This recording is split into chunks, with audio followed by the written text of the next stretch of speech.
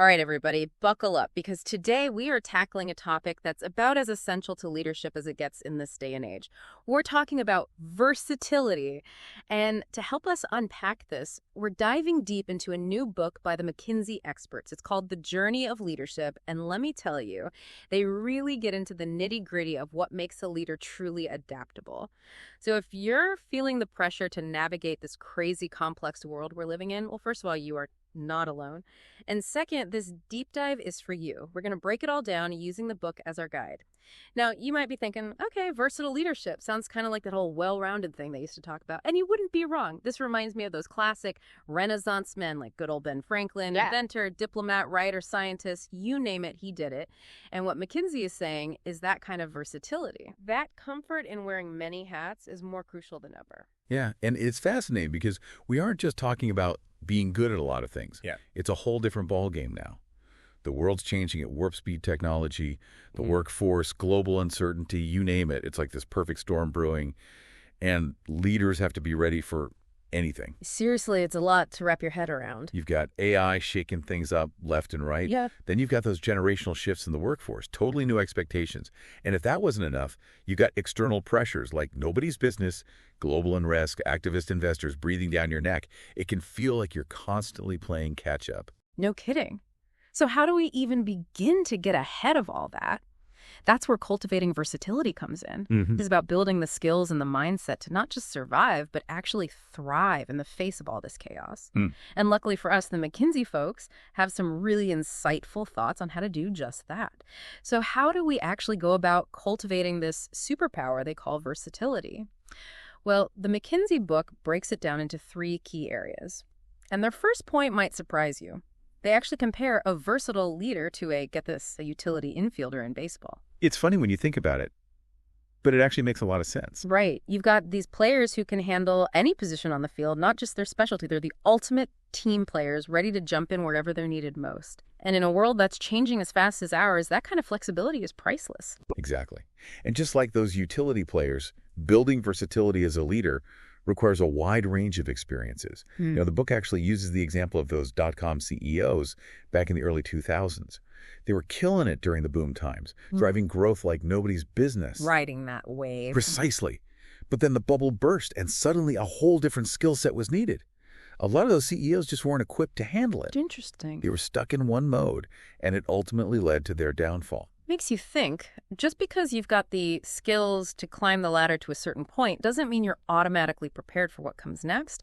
You need to be constantly seeking out those diverse experiences to keep growing. And that's where I thought the example of Michael Fisher was really interesting. Oh, absolutely. Talk about range. Right.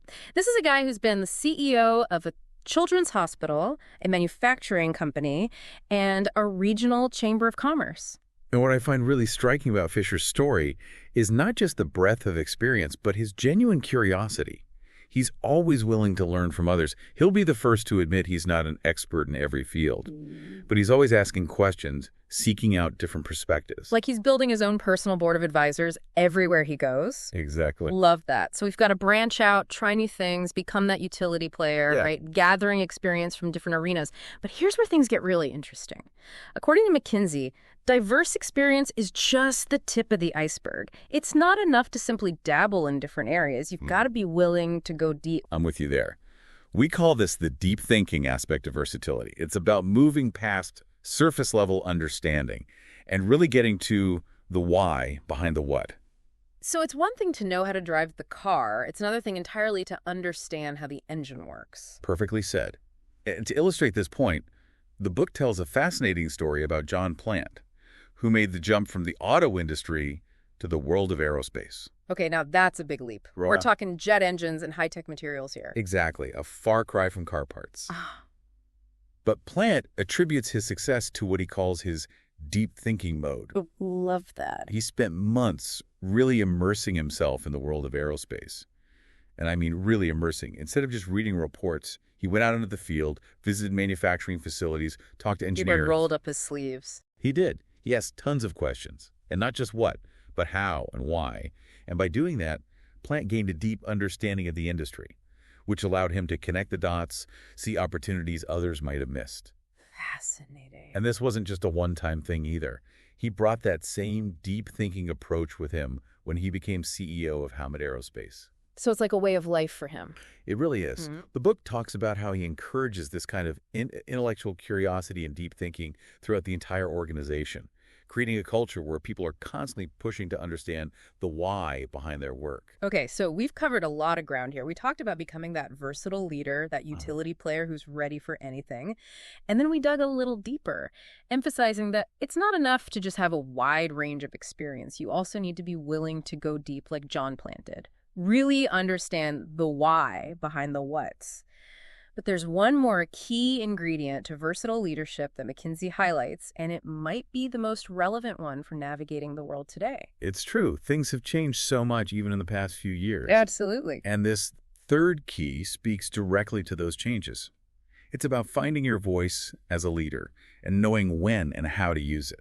Which is tricky, right? Because these days the lines between business and social issues are blurrier than ever. Exactly. It's not enough to just run a profitable company anymore. Right. Leaders are expected to take a stand on all sorts of issues these days. Issues that matter to their employees, their customers, society as a whole. Which can be a minefield to navigate. We're talking about things like climate change, social justice, political debates, really complex, nuanced issues. So how do you as a leader find that balance? How do you stay true to your values without alienating people in the process? It's a tough one for sure. But the McKinsey book offers a really insightful case study on this very dilemma. They talk about Ed Bastian, the CEO of Delta Airlines. You might remember a while back when Georgia passed that controversial voting law. Oh, yeah, that was a big deal. It was, and Bastian was right in the thick of it. He had a really tough choice to make. Speak out against the law and risk a huge backlash, or stay silent and potentially alienate employees and customers who felt strongly about it. Wow, what a rock and a hard place. He really had to search his soul on that one. Weigh his values, consider the impact of either decision. So what did he decide? He decided he couldn't stay silent on something that he felt so strongly about. He spoke out against the law. You know, it's easy to underestimate how much courage that takes. It really does. To take a public stand knowing there will be strong opinions on either side. Absolutely. And what's interesting is the book isn't necessarily advocating that leaders need to jump into every single debate. It's more about choosing your battles strategically, pinpointing those moments where your voice is essential, and finding a way to speak authentically to the issues at hand. So it's not just finding your voice, it's knowing when to use it. Exactly. And it's important to note that this doesn't always require these grand, sweeping gestures either. Sometimes it's the smaller, more strategic actions that speak volumes.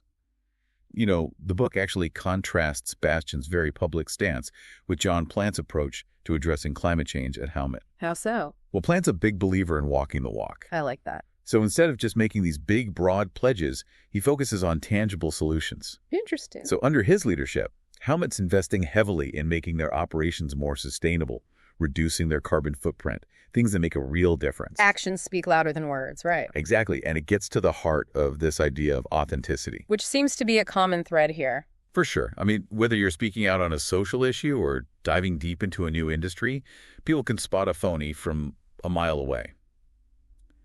But when you're genuine, when you're true to yourself, true to your values, that's when you build real trust. And that's what it's all about at the end of the day, right? Couldn't have said it better myself. This has been a fantastic conversation. I feel like we could go on for hours about this stuff. Me too. But for the sake of our listeners' time, we should probably wrap things up here. So to sum it all up, embrace those diverse experiences. Become that utility infielder who's ready for anything. Don't be afraid to get your hands dirty, ask why a million times, and really dive deep to understand how things work.